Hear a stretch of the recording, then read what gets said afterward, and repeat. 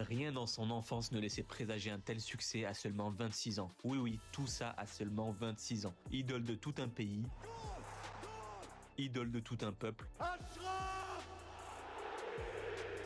Il met tout le monde d'accord, mais rien de tout ça n'est dû au hasard. Asseyez-vous confortablement, de la pauvreté à la gloire, voici l'histoire incroyable d'Achraf Hakimi.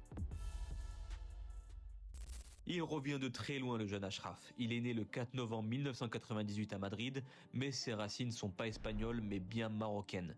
Ses parents, Saïda et Hassan, originaires du Maroc, ont immigré en Espagne dans les années 80 dans l'espoir d'obtenir une meilleure qualité de vie pour eux et leurs futurs enfants.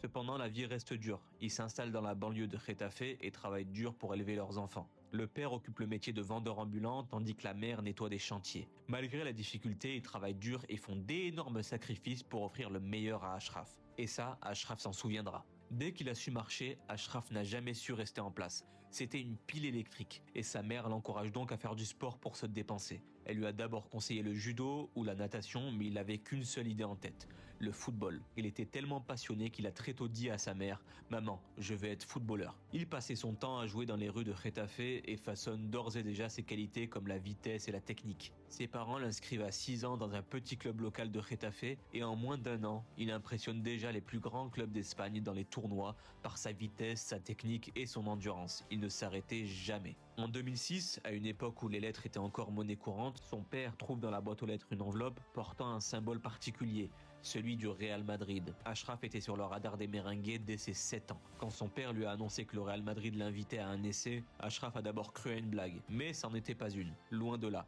Et à l'essai, il confirmera les pensées des recruteurs. Il était bien au-dessus du lot, même si à cette époque-là, il évoluait au poste d'attaquant. Hakim rejoint donc à ses 7 ans le Real Madrid. Il vivait son rêve. Achraf était plus motivé que jamais. Il voulait se battre pour ses rêves et pour sa famille, les sortir de la pauvreté. Ses parents, voyant son potentiel, ont travaillé encore plus dur. Son père passait des journées encore plus longues comme vendeur ambulant et sa mère faisait encore plus de ménage pour acheter les crampons de son fils et l'accompagner au mieux dans le football. Achraf se concentre sur le foot et rapidement les entraîneurs des jeunes du Real Madrid le feront reculer d'un cran. Il commence en tant qu'attaquant, puis le font reculer au poste de milieu de terrain. Mais les formateurs, en observant sa rapidité, sa résistance dans les duels, sa connaissance des attaquants, le voient plutôt en latéral. Et c'est le poste qui lui collera toute sa vie. Il continue de progresser et travaille très dur et observe de loin son modèle de toujours, Marcelo. Lui aussi est arrivé très jeune au club jusqu'à devenir une légende du Real Madrid. Mais il observait également les stars de son pays d'origine, le Maroc, comme Nordin Naibet ou Marwan Chamakh qu'il aimait beaucoup. Et le jeune Achraf, par ses performances avec les jeunes du Real, il intéresse l'équipe nationale d'Espagne avec qui il ira même faire des essais. Mais il se sentait pas chez lui. Lui qui a baigné dans cette culture marocaine de par ses parents, il dira donc non à l'Espagne en déclarant même plus tard ceci. Même avec un passeport espagnol, ils verront toujours un nom d'arabe et une tête de marocain. Et à 16 ans seulement, il est convoqué pour jouer avec les U20 nationaux du Maroc. Et tout va s'accélérer pour Achraf. Ses bonnes performances en Youth League se font remarquer et il se fera parfois appeler en équipe réserve du Real Madrid et ça va convaincre le sélectionneur du Maroc à cette époque, Hervé Renard, de l'appeler avec les A à même pas 18 ans.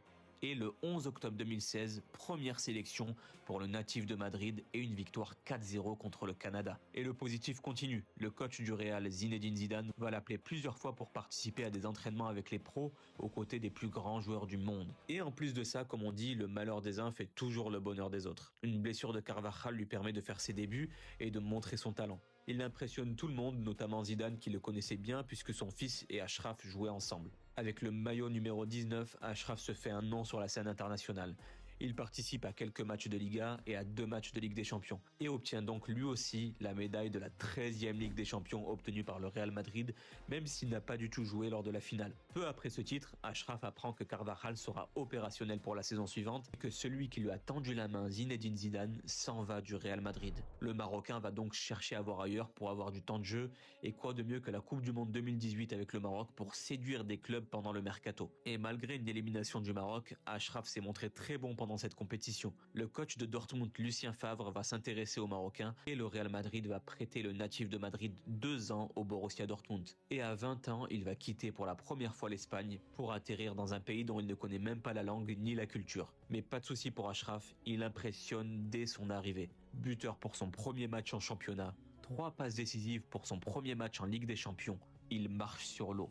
Tout le monde est impressionné à la fois par son niveau de jeu et ses qualités footballistiques, mais également par son attitude saluée par tous les joueurs et tout le staff du club qui le décrivent comme humble, respectueux et travailleur. Les fans l'adorent et les amateurs de football observent un nouveau crack sur la scène européenne. Ça y est, Achraf Hakimi s'est fait un nom. La saison suivante est tout aussi réussie, il se démarque notamment par sa vitesse, lui qui a été flashé à 36 km/h. Oui, 36 km/h. Impliqué également sur 15 buts en 33 matchs de championnat, le Marocain met tout le monde d'accord en Allemagne. Sa deuxième saison au Borussia Dortmund se termine, mais le club allemand ne peut pas s'aligner sur la demande du Real Madrid qui ne veut pas lâcher la pépite marocaine pour moins de 40 millions d'euros. Pas de problème pour l'Inter Milan qui va poser cette somme pour séduire le Marocain qui correspondait parfaitement au projet de jeu de l'entraîneur Conte qui le voulait en piston droit et qui voulait construire une très belle équipe pour mettre fin à la domination de la Juventus et enfin gagner le championnat italien avec l'Inter.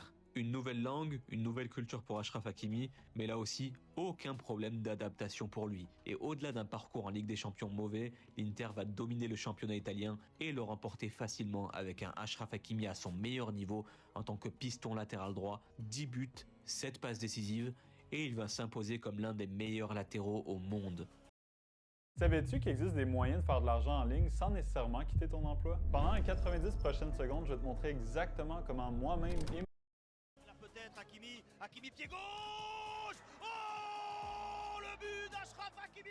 Mais sa belle aventure italienne ne durera qu'une saison. Avec ses très bonnes performances, le PSG s'intéresse à lui et le Marocain est également intéressé, surtout que le club parisien officialise l'arrivée de Donnarumma, Sergio Ramos et surtout Léo Messi. Paris va dépenser 70 millions, faisant ainsi d'Hakimi le joueur arabe le plus cher de l'histoire. Mais le Marocain arrive un peu plus dans l'ombre de ses trois recrues, mais pourtant, c'est bien lui qui va le plus marquer le club de son empreinte. Il démarre très bien sa première saison à seulement 22 ans et montre à tout le public français les qualités qu'on lui avait connues à l'étranger. Titulaire indiscutable à son poste de latéral droit, il enchaîne les bonnes performances et sait se montrer décisif. Il est heureux en France et au club, d'autant plus qu'il s'est fait un grand ami, Kylian Mbappé, avec qui il partage beaucoup de choses. Ils ont le même âge, les mêmes passions et les mêmes centres d'intérêt. Ils vont tout partager. Ils iront même visiter un orphelinat au Maroc ensemble. Côté football, Hakimi remporte à l'issue de sa première saison le championnat de France, mais échouera en Ligue des Champions face à son ancien club et au grand Karim Benzema.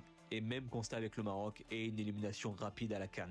Mais ça va le forger, d'autant plus que quelques temps après, un changement de sélectionneur arrive et Walid Regragui va compter grandement sur Achraf Hakimi pour la participation du Maroc à la Coupe du Monde au Qatar. Et même si le Maroc est loin d'être favori, ne serait-ce que pour sortir des poules face à la Croatie ou la Belgique, Hakimi et les siens vont surprendre le monde entier, d'abord en terminant premier du groupe de la mort et ensuite en huitième de finale face à l'ogre espagnol qui faisait peur à tout le monde par sa domination. Achraf et les siens vont les emmener jusqu'au tir au but et après des exploits de Bono,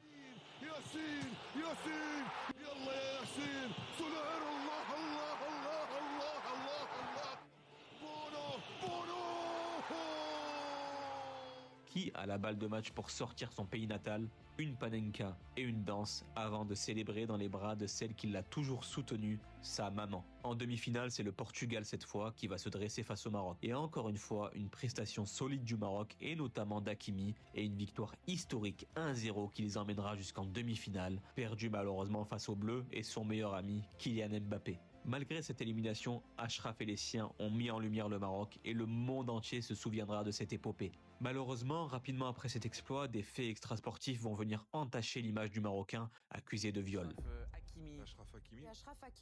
Achraf Hakimi, le joueur du PSG, était mis en examen tout à l'heure pour viol. Une femme de 24 ans l'accuse de l'avoir agressé samedi dernier. Il évoquera quant à lui une forme de chantage et une tentative d'extorsion de la femme qui l'accuse. Ajoutez à cela un divorce difficile.